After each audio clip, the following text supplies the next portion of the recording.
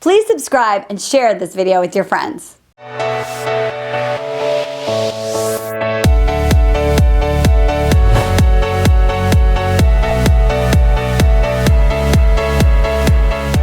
Ladies, this is Marni Battista from datingwithdignity.com. You are in the right place today. If you are curious, what are 3 great questions that I can ask a guy on a date so that I find out if he's my guy without sounding like an interviewer stalker that makes a guy run for the hills? Yeah. Check, please. So I have this tradition in the dating den, and I think that you have earned it, and that is to play the angel card game. And you have never played this game before? I have not. Okay. So pick a card. Thank you. This is amazing. What do I do with this? Read it. What does it say? Kindness. So what does kindness have to do with 3 conversation techniques that you can employ on a date?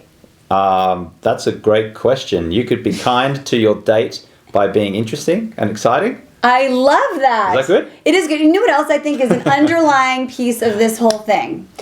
Is that even if he doesn't look like his picture, even if it starts out and he seems nervous, don't make the decision that it's not him, this is a waste of time, and really come from a place of kindness throughout the date. And if you do that, and that's your only objective, not only will conversation flow more easily, but you actually are giving him the benefit of the doubt. It's the best setup to have a good date. I agree with you.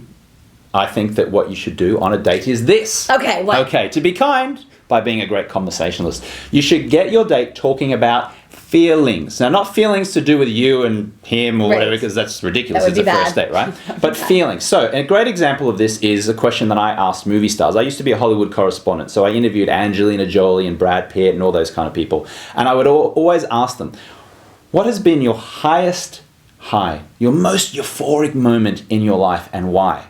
And then I'd also say, what's been the lowest low? Great question. When it was just like your back was against the wall, you were just feeling down and out. And then how did you come out of that? That's a great question. Well, those two are 2 great questions. I love them. Because you're not actually saying, what do you do? Where do you live? Where are you from? Do you drive? Okay, what kind of car do you drive? Yeah, right. LA. So those kind of questions are okay, but they're just blah. You know, they're facts. Okay? We want to get away from facts questions and start getting into emotive answers. Okay, so those questions. were 2. So what was your most highest high of your life? Yeah. What was your lowest low? Do you have any other ideas? Yeah, another one is, do you want to play a game? It's a great question. Okay? I love that. Because guys and gals love to play games. Okay? Okay. I'm not talking about games like deliberately not calling back. I mean like fun little games. So do you want to play a game? The guy's like, be like, oh, okay, sure. And then you can play a game. And one game might be, you have to tell your life story in 1 minute. Family, career, romance, you have to start with, I was born in, and you have to end with, and that's how I got here. And you've only got 60 seconds, and I'm going to be timing. And we've both got to do it.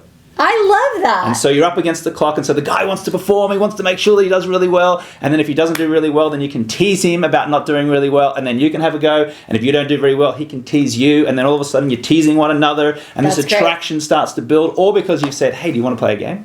I love it. It's the only reason also that you can pull out your phone on a date is to do the timer. That's right. And did you notice that when we began this, Marni was playing a game? She said, hey, pick a card. It was a game. So anything that you can do to play a game on a date is going to increase the attraction level between the 2 of you. But also, always ask a great question, okay? Never ask, what do you do, where are you from, blah, blah, blah.